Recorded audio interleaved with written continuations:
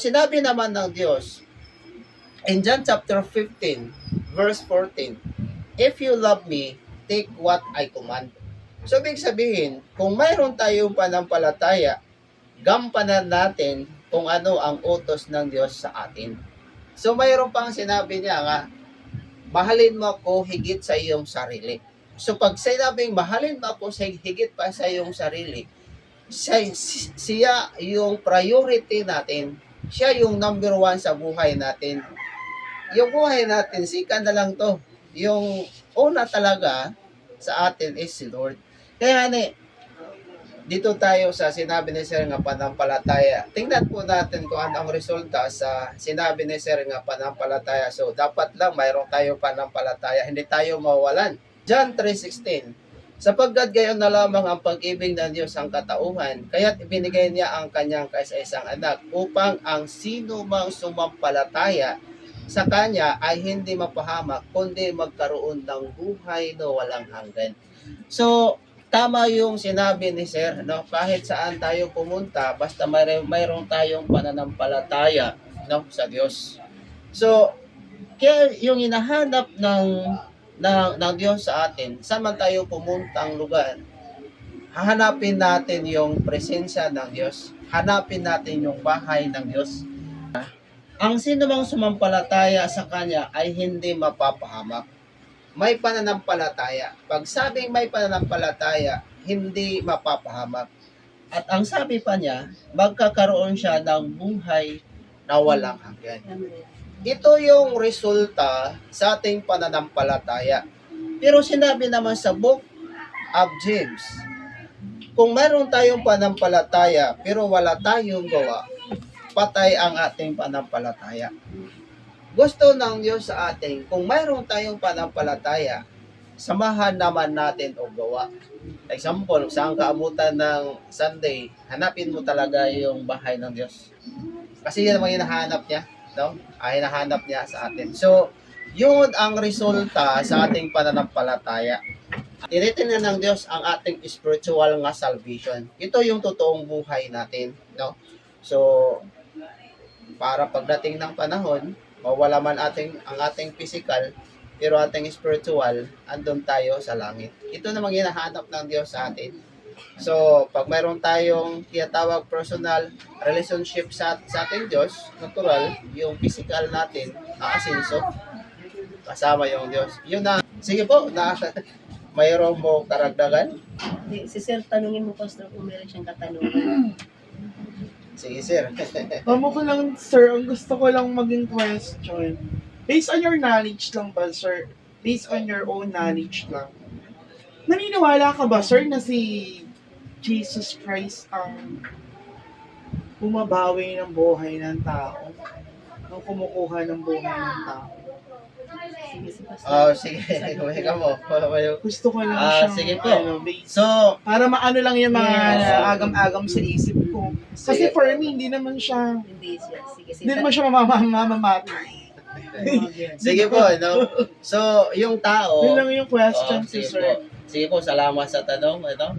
So, yung tao, hindi si Kristo yung kumukuha ng buhay.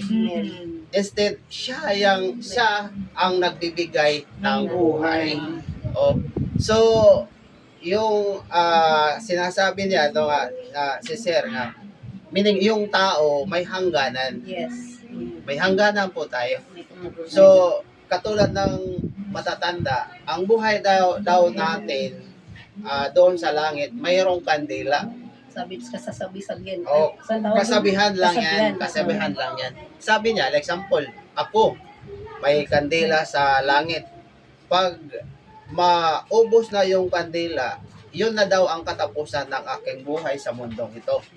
So pag sinabi na yun ang katapusan sa mundong ito, yun ang simula sa paghusga sa sarili ko kung ano ang ginawa nakin sa aking buhay dito sa mundong ito. So ibig sabihin, sir, no, na yung buhay natin, namamatay po tayo based on deadline ng buhay natin. May hangganan po tayo. So namamatay ang tao dahil may hangganan po tayo. That's why kaya nagkakaroon din ba, sir, ng accident? Yes. Kasi kumbaga hanggang doon lang yung kontrata ng buhay mo. Minsan naman yung aksidente dahil po sa careless ng tao. Kasi yung kung like example sa atin, kung ikaw ang tatanungin, anong gusto ng buhay mo matapos sa mundong ito? Yung maaksidente ka or nakahiga lang ka pagtulog mo, pag mata mo andun ka na sa langit. So minsan yung aksidente kagagawan po yan ng ating sarili mismo. Example, lasing, tapos nagmaniho, mabilis, tapos hindi siya nakapagpigil, no? So, nabangga, namatay siya dahil sa kalasingan. So, ibig sabihin, hindi yan hangganan ng buhay niya. Sinadya niya talaga, no? So, yung mga aksidente naman, siguro masasabi natin na mayroong aksidente nga, yun ang ginagamit ng Diyos para sa Kanya. Pero mayroon naman aksidente nga, tayo mismo ang kumikitil sa ating buhay. Yung magbigti, hindi ang kagustuhan ng Diyos. Kagustuhan niya ng tao. Kagustuhan yan ng tao. So, hindi yan kagustuhan ng Diyos. So, bakit po natin kikitilin ang buhay natin kung mayroon naman hangganan? Antayin na natin hangganan. Mana bitaw, yan na ang sinabi ng Diyos, mabuhay ka sa lupa hanggang sa buntong hininga mo, hanggang sa katapusan na iyong hininga. So, mabuhay tayo sa mundong ito hanggang bawian tayo ng Diyos sa ating hininga.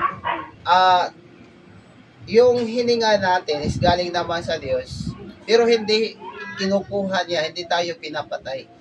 Inaantay lang po ng Diyos sa ating buhay nga matapos yung hangganan ng buhay natin. So, yung mga sitwasyon, mga tao, sila na mismo yung kumikitil ng buhay nila. So, parang Diyos na rin sila nung ayaw na lang mabuhay. Pero hindi si Lord pumapatay. Kasi di ba most of the people, especially pag problematic ang isang tao, parang ang dali lang nababas sa bunganga niya na, Lord, kunin mo na ako. Yes, tama po yun. Di ba ganon? So ikaw naman, bakit mapapaisip ka naman, ginawa mo pang murder si Lord? Oo, tama yan. Di ba? Tama yan. Bakit ginawa mo pang mamamatay si God? Di ba? Tapos siya nag-pray pa ka mo na Lord, kunin mo na ako. Para bang sure na siya na sa langit siya pupunta. Oo. Tama po yun. Bakit po siya nadasal? Lord, Di ba? Lord, kunin mo na ako. kunin mo na ako.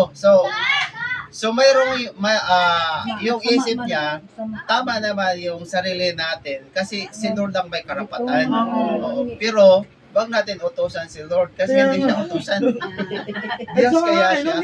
parang ginagawa naman nilang murder si Lord. My God. So minsan sinasabi ng tao nga, Lord, kunin mo na ako dahil sa sobrang kahirapan. Problematic. Oo, problematic. Oo.